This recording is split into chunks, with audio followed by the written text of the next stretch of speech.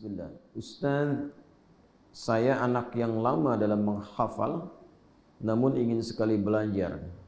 Pada saat saya dengar beasiswa, Ustaz, itu saya insecure. Insecure, bahasa apa insecure? Karena itu untuk hafidh. Sedangkan saya seorang pendosa yang ingin sekali belajar. Apakah saya bisa mendapatkan beasiswa itu? Bisa. Kan Anda sudah jawab, tinggal belajar. Begini. Pertama, Quran surah kedua Al-Baqarah ayat 31. Wa 'allama Adamal asma'a kullaha. Hal yang Allah anugerahkan pertama kali pada manusia saat tercipta itu ilmu, pengetahuan. Manusia pertama Adam alaihissalam saat tercipta oleh Allah diberikannya bukan harta, bukan kedudukan, tapi ilmu. Tapi karena Adam itu alaihissalam beliau nabi, walaupun manusia. Ciri nabi itu gampang, di Quran ditemukan kalimat istafa, istafa, istafa, itu umumnya manusia terpilih. Quran surah ke-3 Ali Imran ayat 33. Innallaha astafa Adam wa Nuha wa ala Ibrahim wa ala Imran 'alal alamin. Punya keutamaan. Imma nanti nabi atau imma rasul atau orang-orang soleh yang terpilih. Adam nabi, Adam manusia. Kita bukan nabi, kita manusia. Maka apa bedanya? Semua nabi ilmunya langsung diajarkan oleh Allah. Semua nabi. Karena punya tugas. Ya, tugasnya mengajar untuk orang terdekat, apalagi jadi rasul. Kalau rasul mengajar umat pasti diajarkan Allah. Nabi Muhammad SAW nggak pernah belajar, nggak punya guru, nggak pernah sekolah. Yang mengajar siapa? Allah. Kata Nabi, "Addabani Rabbi fa ahsana ta'dibi. Iqra bismi rabbikal ladzi khalaq." Bismi rabbik, Allah yang ngajar. Ya? Nah, kita bukan nabi. Kita bukan rasul. Makanya yang ditanamkan pada diri kita itu potensinya. Jadi kita mesti yakin Allah langsung yang sampaikan. Setiap manusia itu punya potensi pintar. Tidak ada manusia bodoh. Manusia bodoh itu cuma di lagu. Ya, tidak ada manusia bodoh. Semuanya punya potensi pintar. Jadi manusia itu makhluk unik. Semua potensi kepintaran itu ada dalam diri kita. Di University of California dulu punya riset penelitian, itu kapasitas memori manusia paling sedikit, paling minimal itu 100 juta gigabytes. 100 juta gigabytes. 1 giga saja itu sudah bisa menampung informasi seluas halaman masjid ini. Dengan masjidnya 1 giga. Nah, ini di kepala kita itu ada 100 juta giga. Memorinya, kalau ibu tidak percaya, bapak tidak percaya, silahkan tuliskan apa saja yang pernah diingat selama hidup sampai sekarang. Ini benda-benda di sini saja kita bisa hafal. Kalau nggak luas kapasitas ingatannya, memorinya nggak mungkin bisa masuk. Kita itu makhluk pintar. Dididik apa saja bisa. Nggak percaya silahkan. Bapak kumpulkan ya dengan orang Afrika, sebulan pulang bisa bahasa Afrika tuh. Anda punya rezeki main ke Cina, misal, sebulan di Cina, balik ke sini bisa bahasa Cina. Anda ke Jepang, sebulan di Jepang balik bisa bahasa Jepang. Ya, jangan kalah sama Beo. Beo dikasih itu Assalamualaikum, Assalamualaikum. 2 hari, Assalamualaikum, Assalamualaikum. Ya. Kita itu potensi lebih daripada itu. Jadi pertama yakinkan dulu pada diri kita bahwa tidak ada manusia bodoh. Semua pintar. Yang kedua, pelan-pelan. Bagaimana cara menjadi pintar? Seperti yang Anda tanyakan tadi. Caranya ada 2. Yang pertama, dekati pemilik ilmu. Karena dengan mendekat biasanya dapat percikannya. Saya bergaul dengan tukang minyak wangi, minimal saya kebagian percikan wanginya. Kan? Saya bergaul dengan yang punya ilmu, mendekat pada yang punya ilmu, dapat bagian ilmunya. Siapa yang paling banyak memiliki ilmu? Allah. Karena Allah pemilik semua ilmu.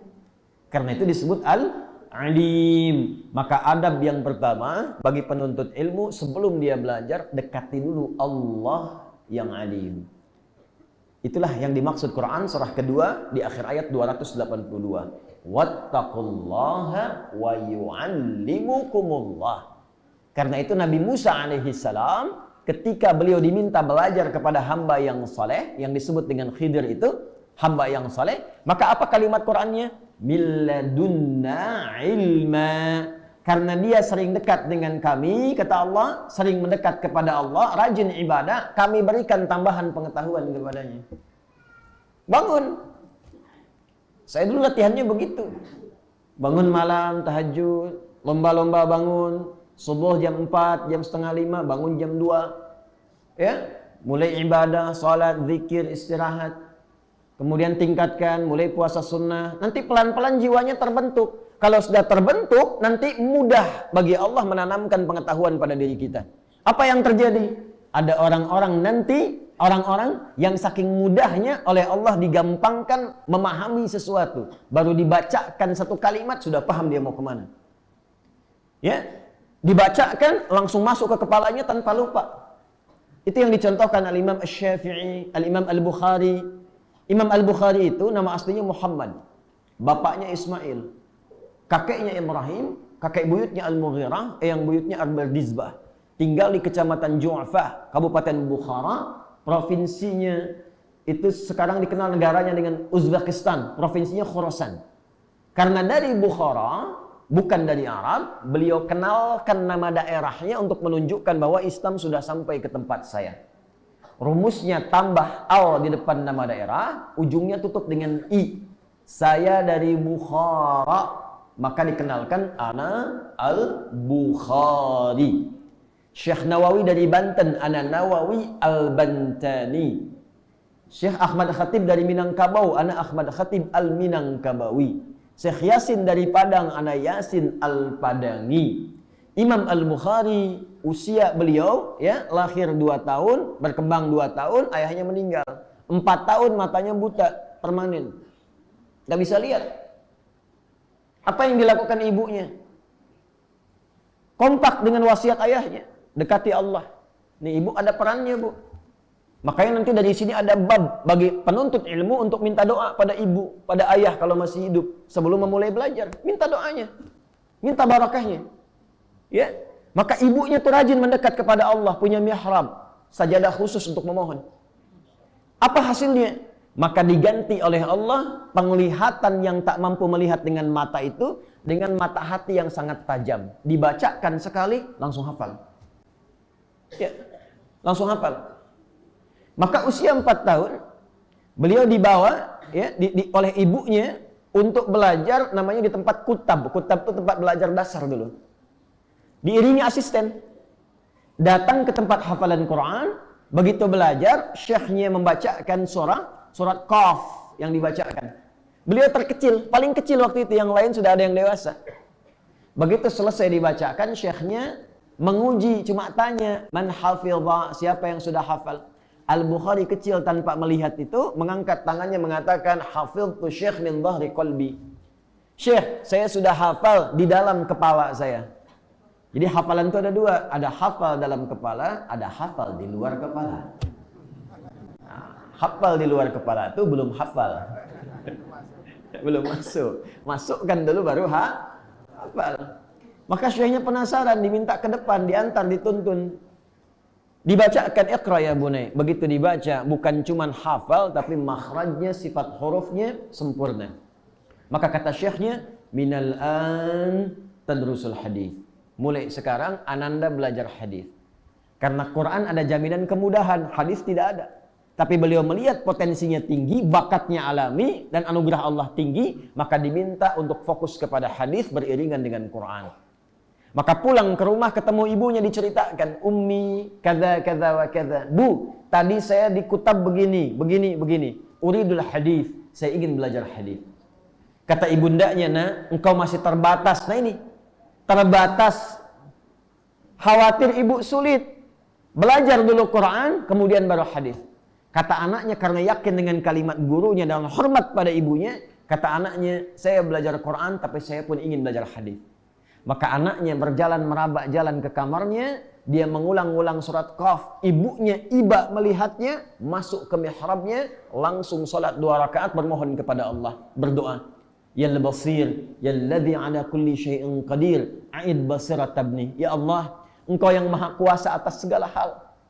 Mohon ya Allah kembalikan penglihatan anakku. Untuk memudahkan dia belajar. Al-Bukharinya sedang mengulang surat Qaf sampai di ayat 21 sampai 22. Ayatnya sesuai. Laqad kunta fi ghaflatin min hadza fakashafna anka ghita'aka fabasaruka al-yawma hadid. Dulu pandanganmu tertutup, tidak bisa melihat. Mulai sekarang aku akan buka penutup itu sehingga engkau mampu melihat dengan tajam. Begitu sampai ke kalimat fabasaruka al-yawma hadid, ibunya berdoa yal basir yalladzi ala kulli syai'in qadir a'id basirat tabni. Tiba-tiba terbuka kembali pandangannya, bisa melihat lagi. Lompat beliau, kaget, dia kejar ibunya yang telah tertidur. Karena kecapean lelah berdoa. Ummi, laqad ra'ait. Ibu, saya bisa lihat lagi. Bangun kaget ibunya. Kata ibunya, rubbama ra'aita biqalbik. Mungkin kau melihat dengan hatimu. La bal bi'aini, tidak dengan mata saya ini. Ibu pakai pakaian begini, di sekitar kita ada benda ini. Dipeluk anaknya erat sekali. Mereka kemudian memohon ampunan kepada Allah, menangis bahagia. Sejak itu belajar hadis. Ini barokah orang tua tinggi, Pak, Bu. Saya tidak pernah saya berangkat atau belajar atau mengajar, saya minta doa pada ibu saya. Nah, jadi yang dilakukan pertama adalah dekati Allah. Dekati Allah. Kedua, minta doa pada orang tua. Yang ketiga, jauhi maksiat. Karena maksiat itu menghambat ilmu. Maksiat menghambat ilmu. Ya, ada Al-Imam Syafi'i satu kali mengadu pada gurunya Imam Waqi tentang kesulitan hafalannya. Padahal sulitnya Imam Syafi'i itu mungkin beda titik, beda koma, gitu kan? Datang ke Imam Waqi, syakautu waqi'an an su'i hifdhi, fanasahani an atrukal ma'asi, faqala al-ilmu nurun, wa nurullahi la yunzalu ilal 'asi. Saya mengadu kepada guruku Imam Waqi tentang buruknya hafalanku. Maka beliau mengatakan kepadaku, nah, ilmu itu adalah cahaya, sedangkan cahaya Allah tidak akan pernah diberikan pada orang yang bermaksiat. Maksudnya nggak tembus. Karena itu jaga pandangan, jaga telinga, jaga hati sampai ke ujung kaki dari perbuatan maksiat. Tingkatkan takwa, nanti lihat apa yang terjadi. Dibuka oleh Allah. Dan semua belajarnya begitu dulu. Dari orang tua perbaiki, anaknya dekati Allah, tingkatkan takwa, jauhi maksiat, baru belajar. Terjadilah percepatan dalam pembelajaran. Lakukan belajar karena Allah, maka Allah yang memberikan kesempurnaan pengetahuan kepada kita. Itu yang dimaksud surah 96 di ayat yang pertama. Iqra bismi rabbikal ladzi khalaq. Ya. Yang terakhir, perbanyak taubat supaya dicintai Allah. Quran surah kedua Al-Baqarah ayat 222. Innallaha yuhibbut tawwabin wa yuhibbul mutatahhirin. Banyak istighfar. Istighfar itu diantaranya jadi kunci pengetahuan. Waktu yang paling enak, ini ijazahnya nih. Yang paling enak di Quran. Dari Quran surah ke-51 tadi saya baca. Ayat 18. Banyak latihan istighfar menjelang subuh. 10 menit, 15 menit menjelang subuh setelah tahajud. Astaghfirullahaladzim. Astaghfirullahaladzim. Astaghfirullahaladzim. Astaghfirullahaladzim alladzi la ilaha illa huwal hayyul qayyum wa natubu ilaih. Banyak istighfar. Wabil asharihum yastaghfirun. Ada orang-orang yang berlatih istighfar, biasa istighfar menjelang fajar. Nanti istighfar itu menutup semua celah-celah salah, membuka kelapangan hati. Setelah itulah kemudian cahaya ilmu bisa datang dengan cepat. Ya, wallahu taala a'lam bissawab. Jadi silahkan belajar, silahkan diikuti apa yang tadi disarankan. Nanti kalau sudah matang, sudah baik dan harus optimis. Ya, silahkan ikut mendaftar dan insya Allah mudah-mudahan diberikan oleh Allah kemudahan dan kelancaran ya. Ya. Insecure nggak ada di Quran. Silahkan ngaji temukan kalimat insecure, nggak ada. Karena nggak ada kalimat pesimis dalam Al-Quran. Semua optimis. Semua optimis ya. Baik.